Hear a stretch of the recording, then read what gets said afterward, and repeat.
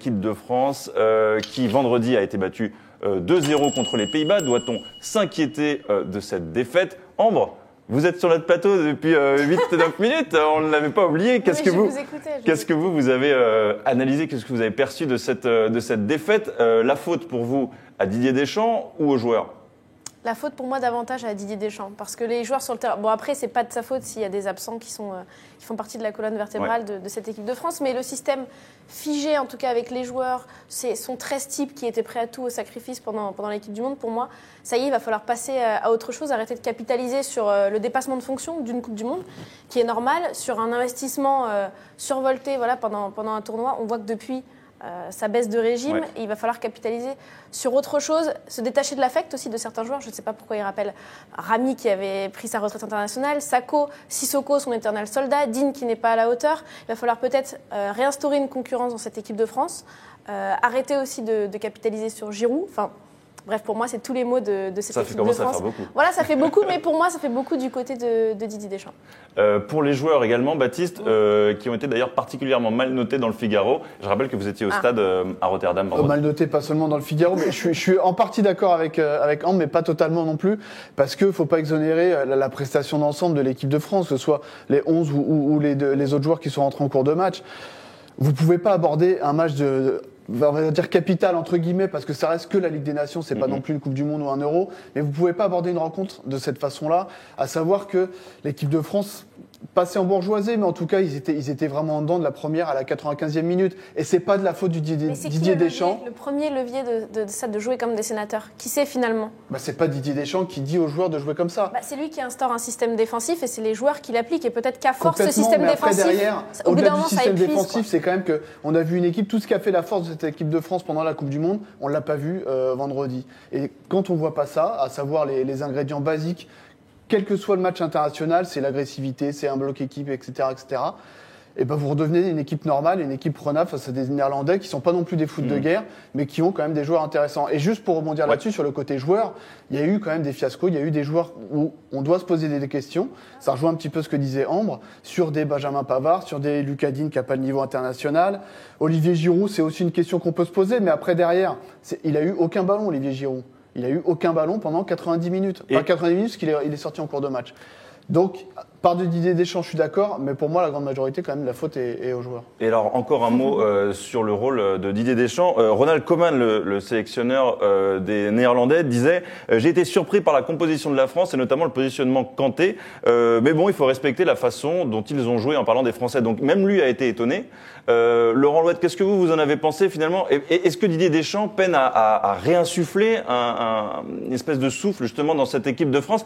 C'est difficile probablement de trouver les mots après une victoire comme une finale de Coupe du Monde. Bien sûr que c'est difficile de trouver les mots, mais pour le coup, s'il y a bien une qualité qu'on ne peut pas enlever à Deschamps, c'est celle d'être un manager. Deschamps, c'est un manager exceptionnel qui, en tant que joueur, puis en tant qu'entraîneur, a fait toutes les preuves qu'il avait à faire. Et on ne peut pas, aujourd'hui, me semble-t-il, le taxer d'un défaut de management avant un match comme celui contre les Pays-Bas. Non, je crois vraiment que ce sont les joueurs qui ont pas mis ce qu'il fallait mettre. Ensuite, quand Koeman dit et évoque la position d'N'Golo Kanté bizarre pendant ce match-là, oui, on l'a tous vu. Et oui, on a tous vu que les Bleus, ils ont perdu le match du milieu du terrain. Et quand une équipe perd le match du milieu, avec face à une autre formation qui dispose d'un Memphis Depay, par exemple, en feu ce soir-là, oui, évidemment, impossible pour les Bleus de gagner dans ces conditions. Après, juste sur la défaite, ce qui va permettre à Didier Deschamps, notamment dans sa réflexion pour le fait d'appeler d'autres joueurs, c'est que là, c'est ce que disait Ambre, la fête est complètement terminée, le titre de champion du monde, ça y est digéré. Et depuis septembre, octobre, novembre, il y a eu 3 rassemblements, c'était effectivement prime à la continuité. Il y a des joueurs, on se demande pourquoi ils sont là, mais en tout cas, il y a des jeunes qui poussent. Je pense qu'il va ouvrir un petit peu plus le groupe équipe de France. Après, il faut dire aussi qu'il y a eu pas mal de blessés. Il y a eu pas mal de blessés. Il y a des joueurs comme Lacazette ou Martial qui ont été appelés, qui n'ont pas été présents là pendant ce rassemblement. Mais derrière, il faut se dire aussi qu'il n'y a pas 50 millions de joueurs à certains postes. Un Benjamin Pavard, on le critique, notamment le premier, mais derrière, il n'y a pas 3 joueurs qui peuvent jouer au niveau international. Donc c'est bien beau d'être fort en Ligue 1, mais derrière, il faut aussi avoir le niveau pour exceller au très haut niveau international. Et de la même manière que nous l'avons fait pour le rugby, il est intéressant aussi de se replonger dans l'après-mondial 98. C'était certes il y a 20 ans, mais comment justement les Bleus ont réagi suite à ce mondial gagné? Eh bien, vous allez le voir que c'est assez laborieux pour certains résultats. Notamment, les 2 premiers matchs se concluent par des matchs nuls contre l'Autriche et contre l'Islande, qui sont quand même des adversaires relativement faibles. Et puis ensuite un match Russie-France 3-2 où la France gagne à la 83e, si ma mémoire est bonne. Donc voilà, ça montre aussi que même il y a 20 ans, Ambre, les Bleus ont eu un petit peu de temps pour digérer ce mondial réussi. Oui, mais j'élargirais même encore plus loin, c'est-à-dire qu'après tous les grands tournois internationaux, généralement l'équipe de France, il y a un moment où, comme je disais, elle arrive plus peut-être à être dans le dépassement de fonction qui est inhérent à l'urgence du résultat d'un tournoi qui se joue sur 4-5 matchs. Entre 2012 et 2014, la France, elle avait arraché lors des barrages, ça la qualification entre 2014 et 2016 a été tombée face au Brésil. Là, on l'a vu entre 2016 et 2018. Pourtant, il y avait une finale de l'Euro. Elle était tombée contre la Colombie. Elle a arraché un nul contre le Luxembourg. C'est tout le temps laborieux. Je pense que c'est normal. C'est des périodes un petit peu charnières. Mais justement, c'est le moment ou jamais de réinstaurer des nouveaux cycles. Petit message pour Didier Deschamps. Effectivement, là, c'est la tâche qui est importante pour Didier Deschamps entre 2 compétitions internationales. Il va pas avoir ses joueurs là pendant la Coupe du Monde. Il les a eu pendant plus d'1 mois où il a fait ce qu'il voulait. Ou en termes de management, c'est là où il impose ses règles et celui qui adhère pas à ça, il va sur le côté. Et là, le problème, c'est que vous avez les joueurs. C'est pareil pour le rugby. Quoique maintenant, c'est peut-être un peu différent, mais en tout cas, en équipe de France, vous avez les joueurs pendant 10 jours. Intercalés entre matchs de Ligue 1, de Première Ligue ou de Ligue des Champions, c'est difficile de garder le même état d'esprit et de garder un peu sous pression ses joueurs comme dans le cadre d'une Coupe du Monde ou d'un Euro.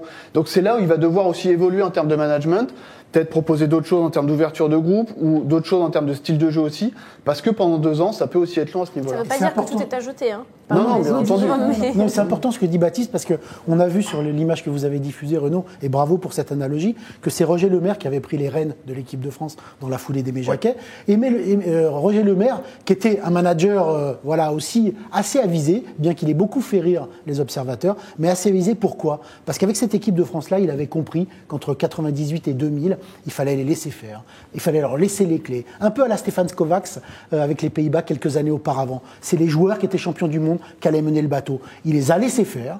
Il s'occupait des médias, racontait des balivernes devant les caméras, mais derrière, ils sont devenus champions d'Europe. Didier Deschamps, c'est ce que dit Baptiste, il ne fait pas comme ça, c'est pas sa méthode. Il manage autrement. Il fait des choses, il invente, il innove, et puis il se trompe. C'est pas grave.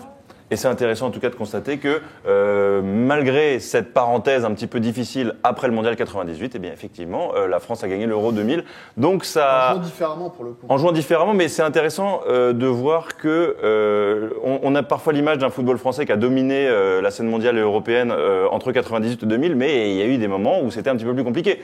Il y a des compétitions internationales qui se jouent parfaitement, et puis parfois, entre les deux, il y a des moments un petit peu de flottement. Le match maintenant qui nous intéresse, c'est contre l'Uruguay et c'est demain. Kylian Mbappé était en conférence de presse hier et pour lui, eh bien effectivement, c'est l'occasion de se rattraper. On l'écoute. C'est une bonne occasion. Dans le football, vous avez toujours des occasions de vous rattraper et l'occasion, elle arrive rapidement. Donc c'est vrai que c'est un match amical contre une équipe qui, pour moi, ne considère aucun match comme un match amical. Donc ça va être important de tout de suite se mettre dans le rythme et répondre dans les duels et faire un match plein. C'est le dernier de l'année devant notre public.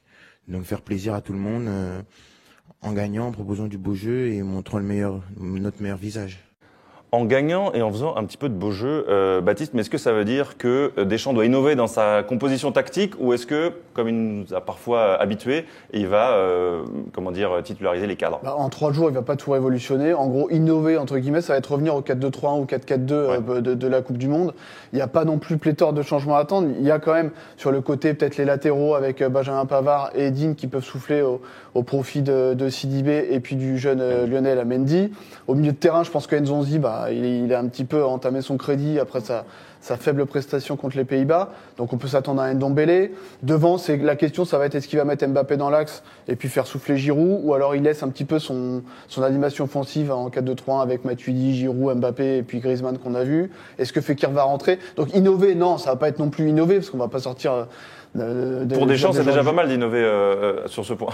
Mais après, le côté, c'est juste, c'est bateau, mais on va attendre une réaction d'orgueil parce qu'ils se sont fait bouger, ils se sont fait dévorer. Honnêtement, ils se sont fait dévorer. Ça faisait quand même on en discutait avec certains confrères après le match, on avait du mal à savoir depuis quand il s'était fait bouger comme ça pendant 90 minutes. Il y a eu des périodes pendant 45 minutes, 20 minutes où il s'était fait bouger. Là, c'est 90 minutes. Contre l'Argentine, par exemple, en Coupe du Monde. Donc, c'est encore un peu différent. Mais contre la Colombie, non. Contre la Colombie. Et encore, c'était pas 90 minutes complètes. Ouais. Donc c'est là, on va attendre une réaction d'orgueil. Il va y avoir des changements. Et vous connaissez l'adage, hein, les grandes équipes perdent pas deux fois. Donc on va voir ce que ça va donner demain. Des changements que vous souhaiteriez voir pour ce match demain contre l'Uruguay? Alors, je suis d'accord déjà sur le fait que je pense pas qu'il devrait y avoir de grands changements. Déjà, parce qu'il faut pas oublier qu'il manque Matuidi, Hernandez, Pogba. Donc à partir du moment où il manque l'ossature principale, ça va être difficile de faire des changements pérennes.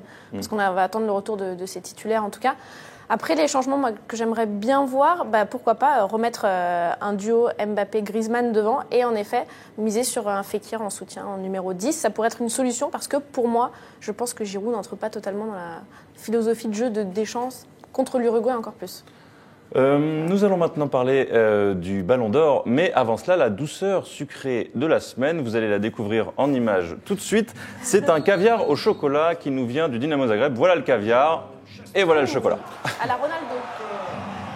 On va vous la remettre en ralenti parce que c'est quand même pas mal. Voilà. Et voilà.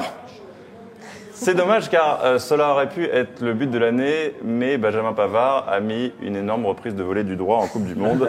Tant pis mon garçon. Il a failli remettre la même. Il a failli en remettre une d'ailleurs. C'est vrai, il l'a en tout cas tenté. Allez, on...